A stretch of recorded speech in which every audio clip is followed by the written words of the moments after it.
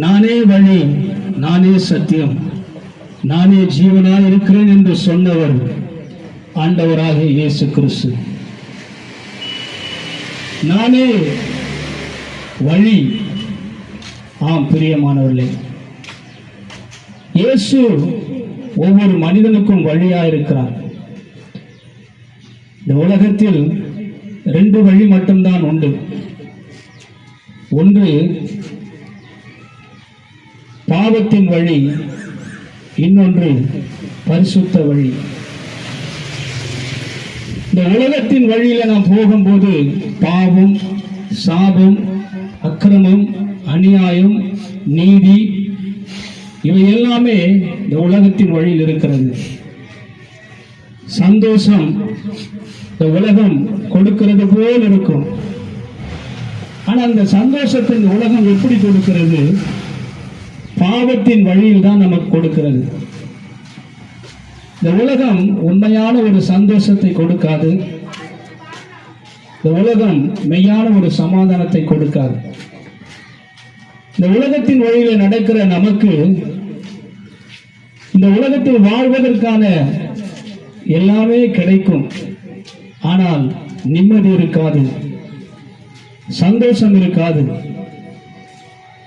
வாழ்க்கையிலே மனிதனுக்கு தேவை மிக முக்கியமானது நிம்மதிதான். நாம் உழைக்கிறோம், சம்பாதிக்கிறோம், எல்லாம் எதற்காக? நான் நிம்மதியாய் வாழ வேண்டும், நான் நிம்மதியாய் இருக்க வேண்டும்.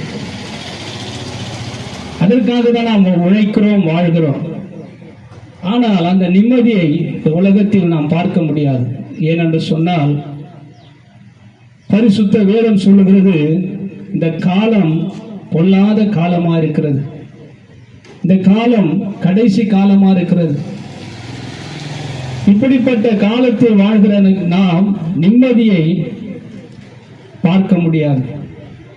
இன்றைக்கு நாம் வாழ்ந்து கொண்டிருக்கிற இந்த உலகத்தில் நிம்மதி இல்லை, சமாதானம் இல்லை, சந்தோஷம் இல்லை, உண்மை இல்லை, நீதி இல்லை, அநியாயம், அக்கிரமம் பெருகிவிட்டது, பாவங்கள் பெருகிவிட்டது.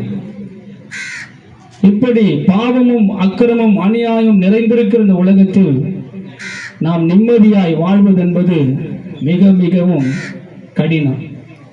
ஆம் அருமையானவர்களே, இந்த உலகத்தின் வழியில் போனோம் என்று சொன்னால் அது நம்முடைய வாழ்க்கையிலே மரணத்தை கொண்டு